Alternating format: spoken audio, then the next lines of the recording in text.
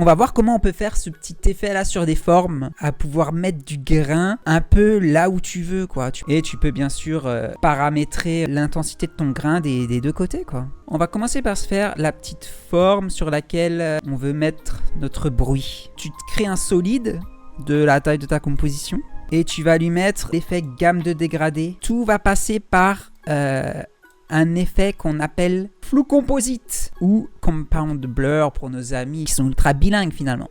Il va appliquer un flou en fonction d'une map de couleurs entre noir et blanc. Le calque de référence que je vais mettre, c'est mon nul de tout à l'heure. Et je mets l'effet avec quoi. Et tu vois qu'il a mis le flou, plus c'est blanc et plus c'est flou, et plus c'est noir et moins c'est flou. On peut régler un peu notre intensité. Et en fait, il suffit de mettre ta forme là en mode fondu. Du coup, maintenant avec ton effet, tu peux dupliquer tes points de dégradé pour le mettre un peu où tu veux quoi. Et tu peux également changer la couleur de ton dégradé. Donc là, imaginons mon noir, je veux l'éclaircir un petit peu.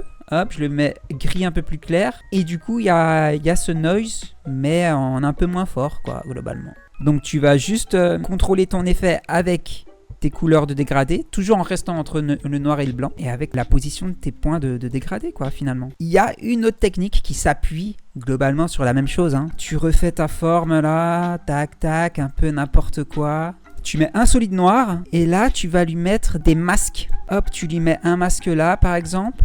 Tu lui mets un contour progressif. Et ce qui est cool avec cette technique, c'est que du coup, tu peux mettre plusieurs sources, tu vois. Hop, on s'en met un deuxième par là, par exemple. Un peu plus grand, je sais pas, tu vois. Un peu plus flou.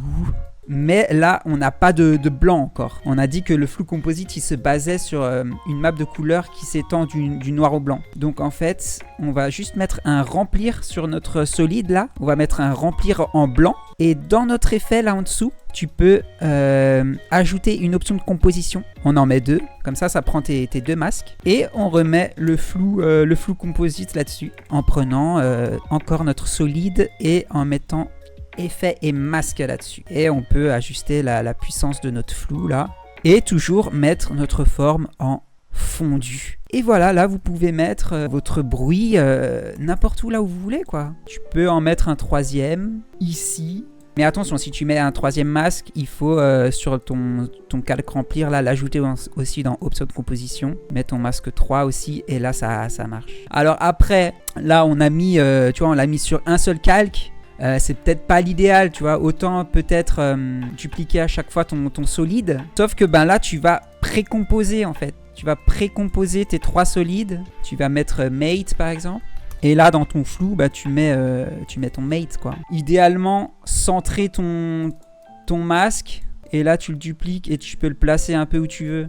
Jouer sur le size aussi. C'est peut-être plus facile comme ça, tu vois. T'as un peu plus de flexibilité. Et si tu trouves que aller dans une précomposition c'est un peu la merde, tu fais des objets graphiques essentiels de ton délire, tu vois. Et regarde, si on se met là sur mon c'est mon mate, hop, là je mets la position de mes trois trucs dedans, et là je mets trois nuls, disons, hop, tu highlight leur position, et du coup là tu peux lier tes positions de tes solides qui étaient avant dans ta précomp au nul, et du coup là t'as un contrôle sans passer par la précomp quoi.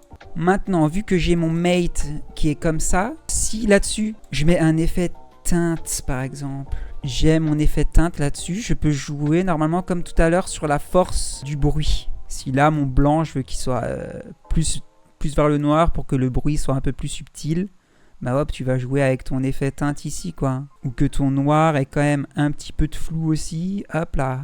Voilà, globalement, t'as plusieurs techniques là. Voilà la petite parenthèse motion design. Allez, c'est ciao!